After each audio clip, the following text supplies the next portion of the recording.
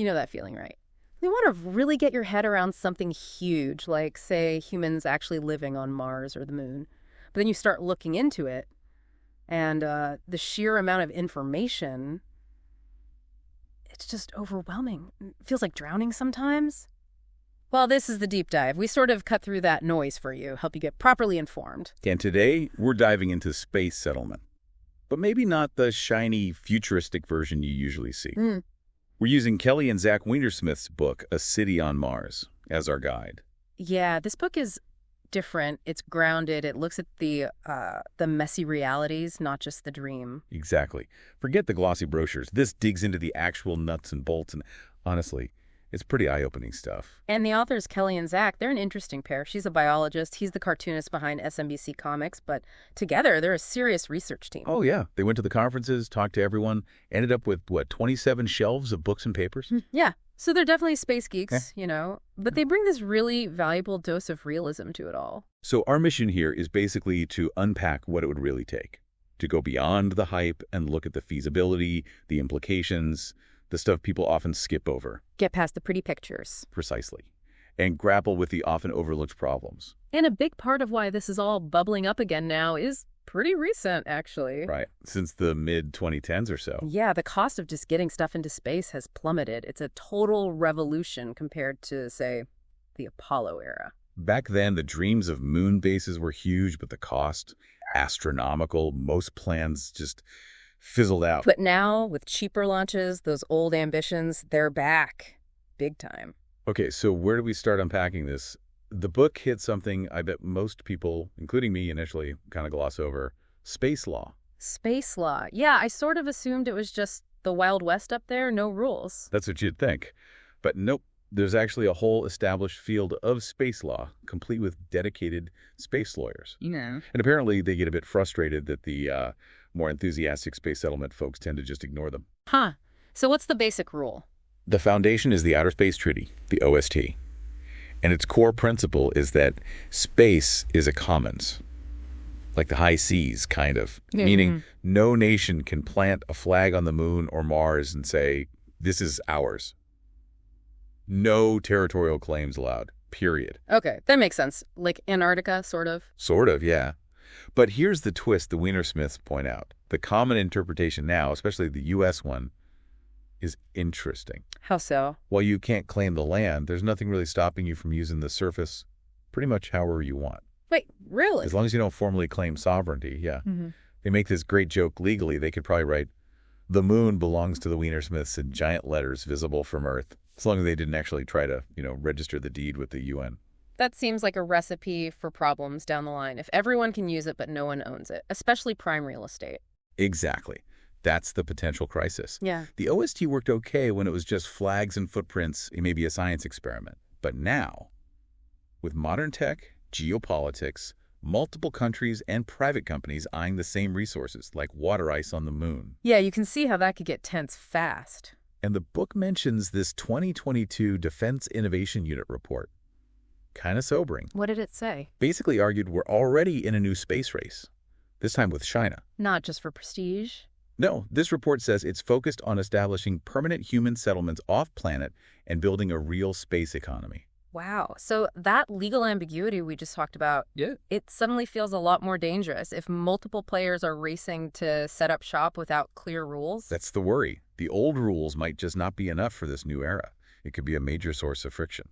Okay, let's shift gears slightly. The book also tackles the space billionaires, the Musks, the Bezoses. There's a lot of skepticism out there about their motives. Oh, definitely. You hear it all the time. They're hucksters. It's just ego. It's a giant Ponzi scheme waiting for government contracts. Right. But the Weinersmiths offer a bit of a counter-narrative, don't they? They do. They actually argue there's decent evidence these guys genuinely care about space settlement as a long-term goal. It's not just about the money or the fame for them. Like what evidence? Well, they point to stuff like Bezos giving his high school valedictorian speech about space colonies way back when. Oh. Really? Yeah. And Musk, even before SpaceX was a thing, was apparently exploring ideas like sending a mouse colony to Mars or just a little greenhouse, stuff that wasn't going to make him rich quick. Okay, so they're not saying the billionaires are saints, but they think the passion for space itself might be real. Exactly. Their concern isn't so much about sincerity, but more about, well, they call it potentially weird beliefs about human sociology, meaning the way these very powerful individuals envision future space societies could have some, let's say, problematic aspects baked in, shaped by their own unique worldviews.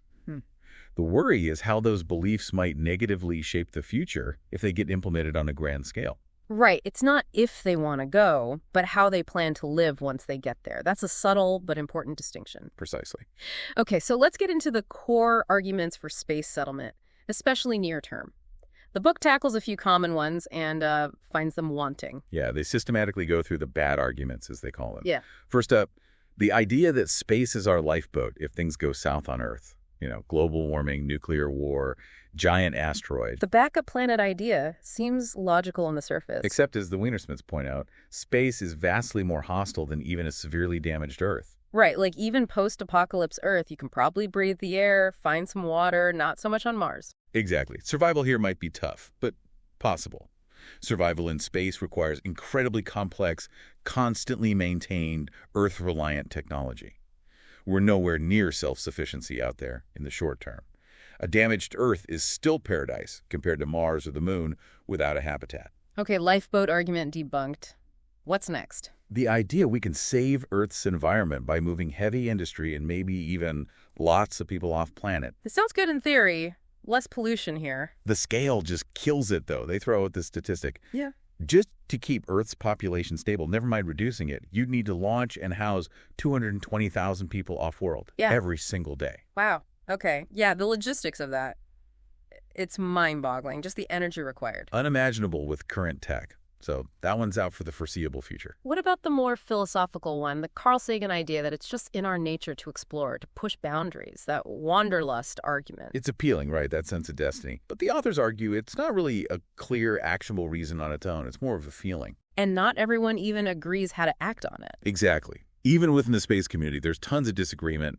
They mentioned some fairly public spats between space leaders about the right way forward. Like Rogozin's Twitter antics back in the day. That kind of thing, yeah.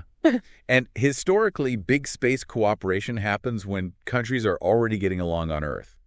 Space doesn't magically fix earthly tensions. So if those are the bad arguments for rushing into it, what's the Weinersmiths' bottom line? They argue for what they call space at a moderate pace. Basically, chill out a bit. Meaning? Meaning, acknowledge that space settlement isn't going to solve our big Earth problems anytime soon. Yeah. And that there are huge technological, legal, and international hurdles still to overcome. But powerful people are pushing hard to go fast now. They are. And the book argues that a slower, more deliberate approach, doing the research, figuring out the rules, is actually safer and smarter in the long run. Okay, let's dive into those hurdles, the really practical stuff. What's it actually like living off-world? Starting with our bodies. Space medicine. Yeah, and this is where you realize how little we truly know about long-term effects. How little? Well, the record for continuous time in space is Valery Polyakov, 437 days. That's it. And total time spent walking on the moon by all Apollo astronauts combined, less than 2 weeks. That's not a lot of data for planning permanent settlements where people might live their whole lives, have kids. Not even close. It highlights massive uncertainties. And the immediate dangers are pretty stark too, like the vacuum itself. Right. It's not like in the movies where you just instantly freeze or explode. But the low pressure makes gases dissolved in your blood, mostly nitrogen, bubble out. Like getting the bends, but everywhere. Exactly. The bends, the chokes, the staggers. Yeah, it's nasty. Then there's finding the right air mix. Pure oxygen seems simple. But hugely flammable, right? Apollo 1. Apollo 1 and an earlier, less-known Soviet training incident with Valentin Bondarenko. Pure O2 is dangerous. Okay, so you get the air right, but then there's radiation. Constant bombardment. Yep. Solar particles. Yep. Galactic cosmic rays. Yeah. It's everywhere outside Earth's magnetic shield. And the big worry is long-term cancer risk. How do you shield against that? Lead walls. Ha! Not really feasible to launch that much lead. The basic strategy is just mass. Use whatever you have. Habitat walls, water tanks, even regolith piled on top. Regolith. Moon dirt. Yeah, lunar or Martian soil. But it's not perfect shielding. And this leads to some really tricky issues with risk limits. Look what? NASA has a career limit on radiation exposure, aiming for no more than a 3% increased risk of dying from cancer, based on current models. Uh-oh. It suggests women might hit that limit faster than men on, say, a long Mars mission, because certain organs are more susceptible, which could mean practically no women on early long trips. Wow. That's a huge ethical can of worms. It is. And even for men, a Mars round trip gets close. The book mentions needing veteran astronauts to basically sign waivers acknowledging the higher risk. Accepting they might significantly increase their cancer risk. That's heavy. Okay, what about gravity, or lack thereof? Floating looks fun. It probably is initially. But microgravity messes with your body. Fluids shift upwards, putting pressure on your brain and eyes. Is that the vision problem thing? ZAG? Yeah, spaceflight-associated neuroocular syndrome can cause vision changes, some potentially long-lasting. They even have special glasses, space anticipation glasses or SAGs, for older astronauts. And this gets worse the longer you stay. Seems like it. Plus, we have no idea what growing up in partial gravity like the moon's 16th G or Mars' 38th G would do to a developing human body. Bones, muscles, maybe even balance organs. Complete unknowns. Are there countermeasures? Like exercise? Tons of exercise, yes. Yeah. And things like those experimental pants that suck, lower body negative pressure garments to try and pull fluid back down. Yeah. But even those have risks, like Scott Kelly experienced. Man. It really makes you realize how fine-tuned we are for Earth gravity. Absolutely. Which brings up the need for serious medical facilities in the settlement. At-home medical care, the authors call it. At-sperm. Like at home, but in space. Exactly. Especially trauma care. Even with lower gravity, building stuff is dangerous. Accidents will happen in unfamiliar environments. And they mentioned brain surgery. On pigs. In zero-G simulations. Yeah. Practicing a craniotomy during parabolic flights.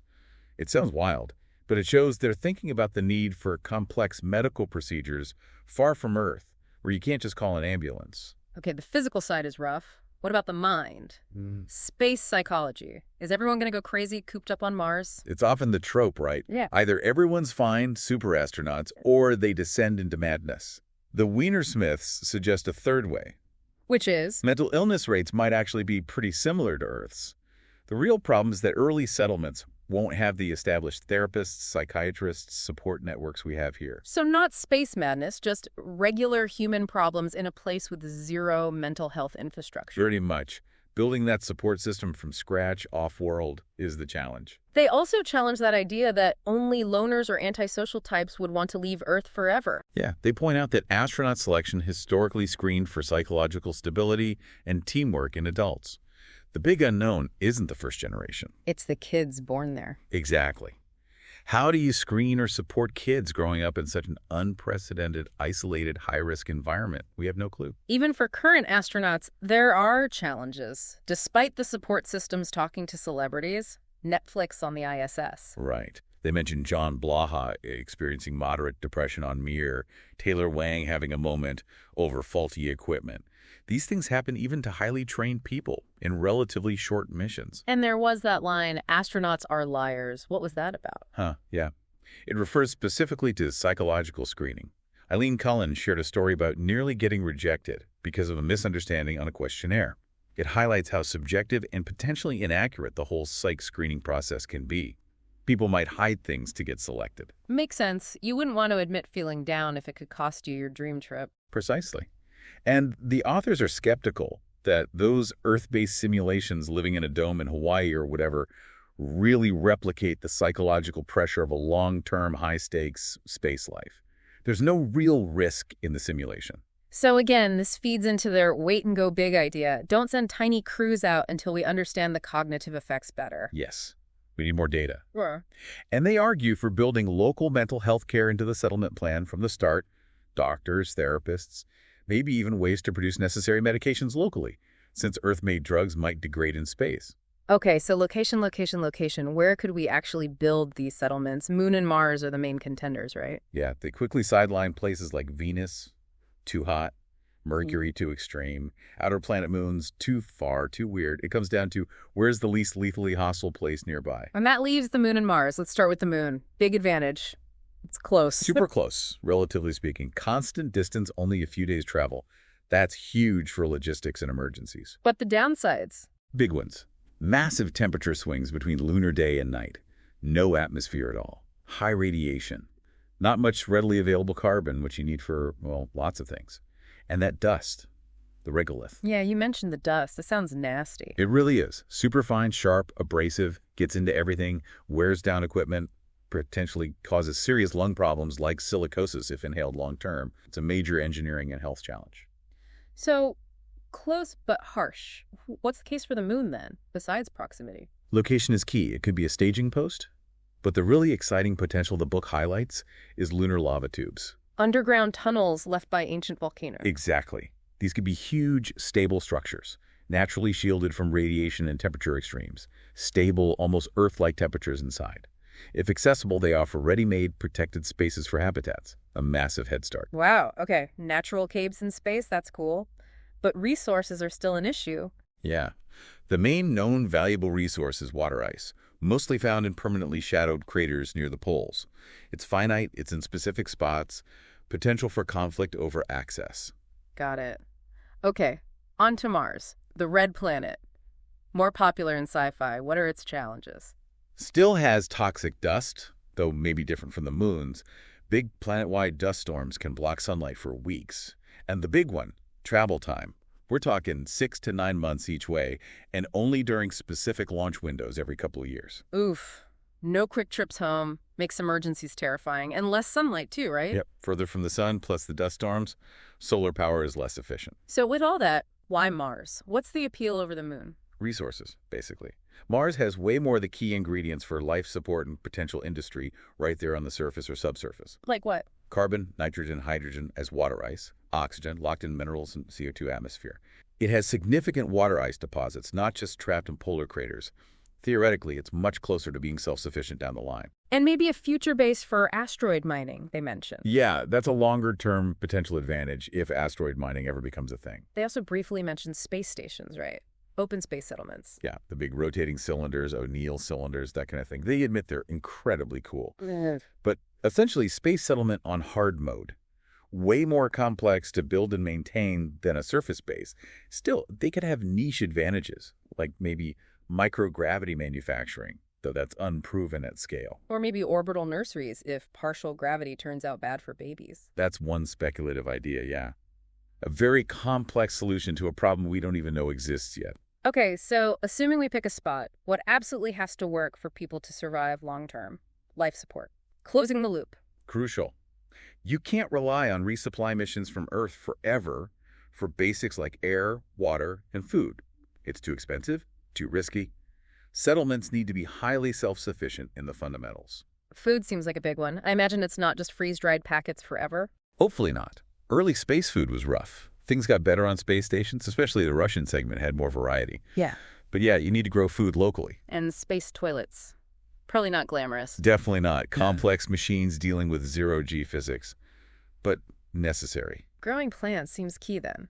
Can we do it? We've grown lettuce on the ISS, right? We have, yeah. Experiments with lettuce, radishes, other veggies. But it's tricky. Using local soil like lunar regolith, turns out plants get stressed, even if the nutrients are there. Stressed plants? Yeah, they show stress responses. And other experiments, like one with tomatoes on a satellite, failed. Another on a Chinese lunar lander grew a cottonseed, but it died quickly. It's not as simple as just adding water. It sounds like creating a whole ecosystem is the real challenge. Massively challenging. The book uses Biosphere 2 as a cautionary tale. That big sealed environment in Arizona, they ran into huge problems. Oxygen levels plummeted, unexpected pests thrived, they couldn't grow enough food. Right. Trying to replicate Earth's entire complex web. Really hard. Extremely hard. Getting that balance right for long-term survival is a monumental task. Okay, food, water, air. What about power? Can't run life support without energy. Definitely need power. Yeah. Lots of it. And the options are limited. Fossil fuels are out. Hydropower, wind power? Nope. Maybe geothermal way down the line on Mars, but not early on the moon. Solar and nuclear. Pretty much the only viable options. Solar sounds clean, but the scale is immense. How immense? For a hypothetical Martian city of 1 million people with high energy needs, they estimate solar panel arrays covering maybe 130 square kilometers. That's huge. Wow. And then you have problems like lunar night, 2 weeks of darkness, or Martian dust storms blocking the sun. Need massive batteries. Massive, heavy batteries. And the panels themselves need to survive radiation and dust abrasion for decades. It's a big ask. What about the nuclear option people always talk about for probes? RTGs. Radioisotope thermoelectric generators. Great for low-power, long-duration missions like Voyager or the Mars rovers. But they don't generate nearly enough power for a whole settlement. They produce watts, maybe low kilowatts. You need megawatts. So that leaves fission reactors, like power plants on Earth. Basically, yeah. Smaller, specially designed fission reactors. The U.S. actually flew one in space briefly back in the 60s, SNAP-10A. Is that safe? People hear nuclear in space and get nervous. Understandably. But the book points out the safety record for space nuclear power sources has actually been very good. The main challenge isn't launch safety, it's operating them safely on the surface. How so? Shielding. You'd likely need to bury the reactor under several meters of regolith to shield the habitat from radiation. And you have to be incredibly careful about managing any potentially radioactive dust kicked up during maintenance or if there was an accident. Okay, energy is sorted. Yeah. Ish. What about the buildings themselves? Habitats. Dealing with that dust again. Always the dust. Yeah, habitat design needs clever solutions. Maybe special airlocks, suits that dock onto the outside so you never bring them inside, dust-repelling materials.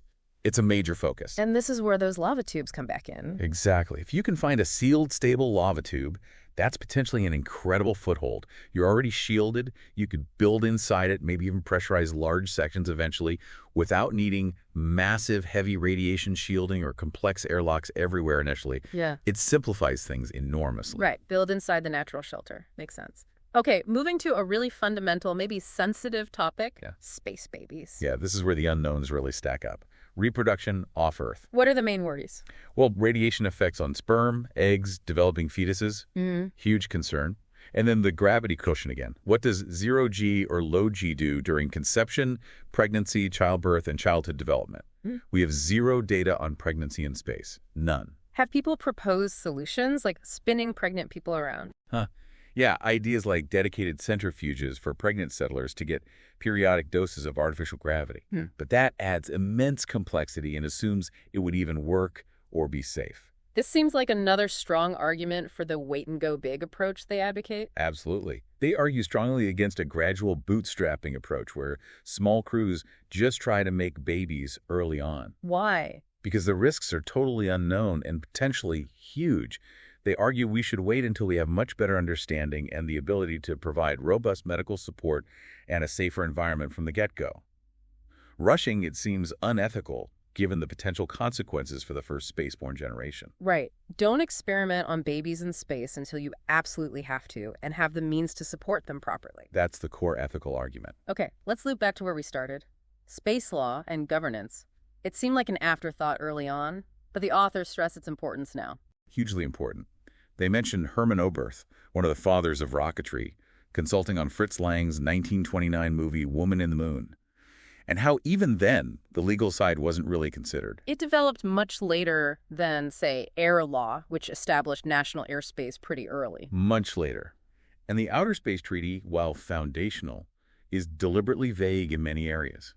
It leaves a lot open to interpretation, unlike air law's clear sovereignty rules. Like where space even begins, that line between air and space. Exactly. That's still not internationally agreed upon, which could matter a lot with things like suborbital rockets flying between countries.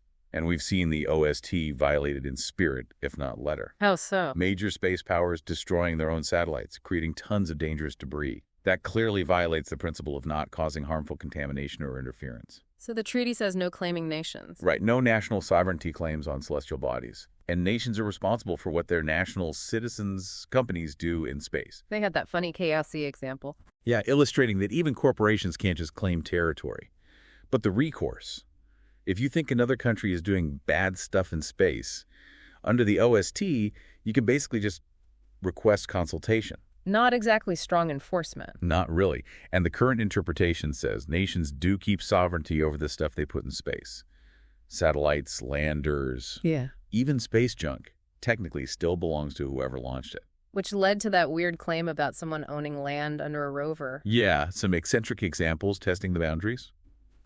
Overall, the OST has worked surprisingly well in establishing a norm of non-interference and non-appropriation, but that norm might be fragile as space gets crowded and valuable. That's the concern.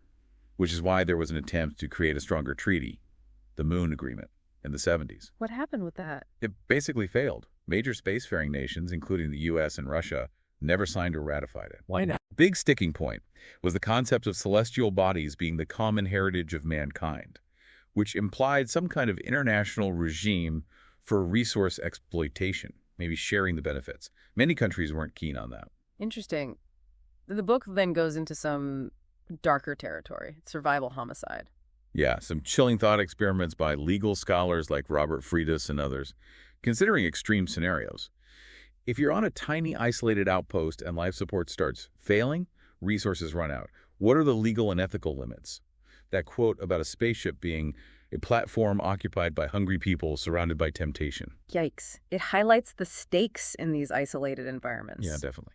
They contrast the Antarctic Treaty System, which is cooperative but highly restrictive on resource use, with the failed Moon Agreement's resource focus, as possible models or anti-models for space. And they mention attempts to get around the OST, like trying to privatize space through loopholes. Yeah, various schemes have been proposed, trying to violate the spirit of the law, and things like Alan Wasser's proposed Space Settlement Prize Act. But the authors emphasize the legal barriers are actually pretty strong.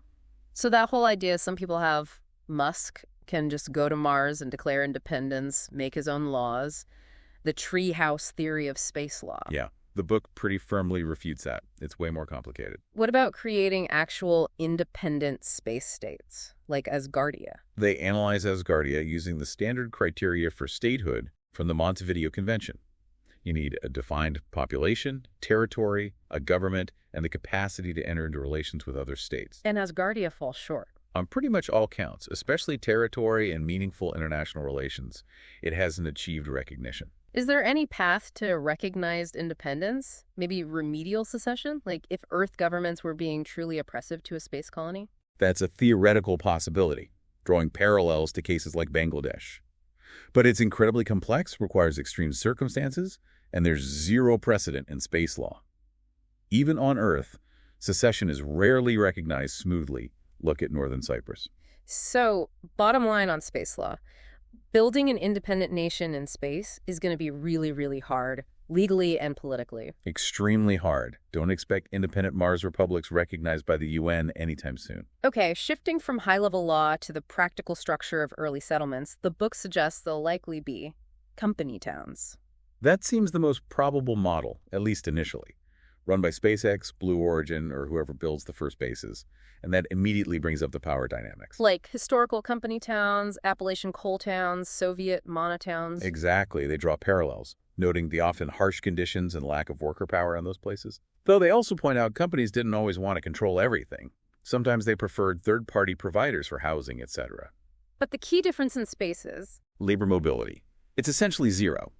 If you're an employee in a Martian habitat owned by Company X, where else are you going to work? You can't just pack up and move down the road. You can't even afford the ticket home without the company's help. that gives the company immense power. Huge power, which creates the potential for abusive or autocratic rule. And the authors worry that establishing societies like that, even far away, could have negative long-term consequences, potentially even for Earth.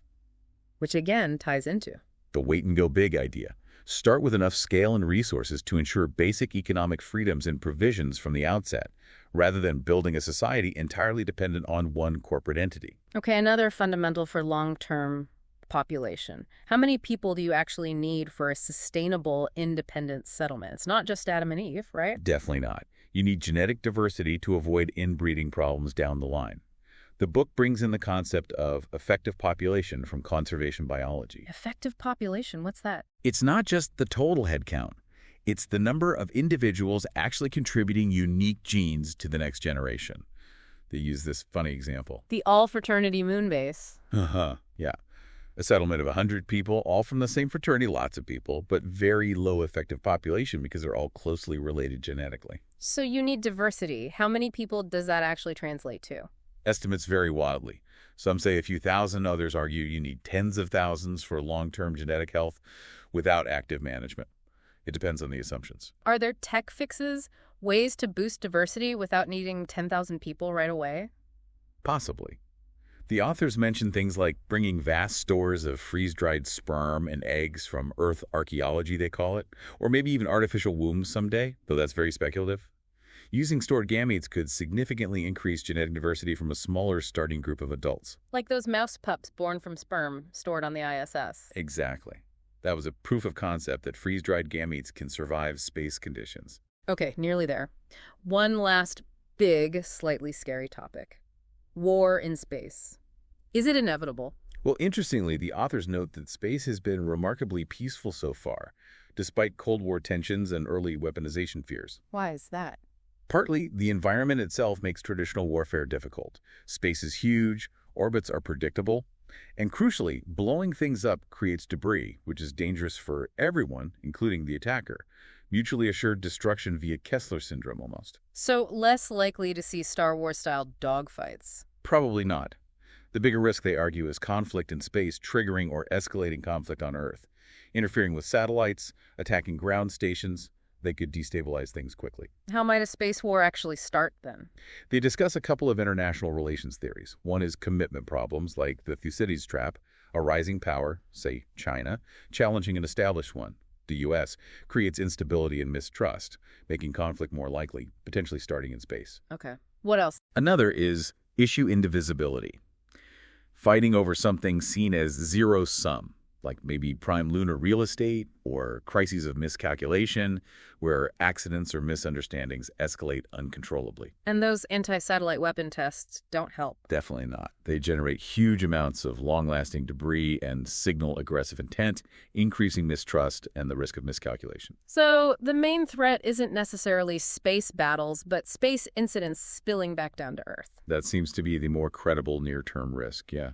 Destabilizing critical satellite infrastructure or sparking terrestrial conflict. Okay, so after walking us through all these challenges, medical, psychological, technological, legal, political, military, what's the final takeaway? What's the path forward according to the Weinersmiths? It circles back to their main theme. Wait and go big. Don't rush it. The challenges are immense, and we need way more research and development before launching large-scale settlement attempts. What kind of They highlight two main tracks. First is the obvious one, rocketry and tin cans. Keep improving the hardware life support, propulsion, habitats, radiation shielding, resource utilization, etc. The engineering stuff. Makes sense. What's the second track? This one might be less obvious to some, international law. They strongly advocate for proactively developing a clear, signable international legal framework specifically for space settlement before we actually start building cities on Mars. Why? To avoid the problems we discussed earlier. Exactly. To prevent a chaotic scramble for territory or resources, to manage potential conflicts peacefully, and to foster cooperation. Maybe something based on existing models like Law of the Sea Convention, UNCLOS, or a revised, more practical moon agreement that nations might actually sign this time. So lawyers are as important as rocket scientists for making this work. In the long run, absolutely. They really stress the need for interdisciplinary work, and they make a pitch for young scholars, especially in international law, to get involved. There's a huge opportunity to shape the future rules of the road for humanity's expansion into space. Well, this has been a lot. It definitely achieves that goal of getting past the pretty pictures. Despite all the hurdles and the call for patience, you can't deny the whole topic is just incredibly fascinating. It really is. It forces you to think about everything: biology, engineering, law, politics, sociology, ethics, all wrapped up in this grand, audacious idea. It highlights the sheer complexity, not just of surviving off-world, but of actually building new, functioning, hopefully good societies there. So many unanswered questions. And a real need for deep thought about the implications before we leap. Okay, so here's a final thought to leave you with, something to chew on. Given all these immense difficulties, the costs, the risks, the potential for conflict, what is it about the dream of a city on Mars that truly makes it worth pursuing for humanity? Or maybe flipping that. If we were starting from scratch, designing a space settlement based on everything we've learned good and bad from human history on Earth, what would be the non-negotiable founding principles? What mistakes must we avoid repeating? Definitely to some heavy questions to ponder.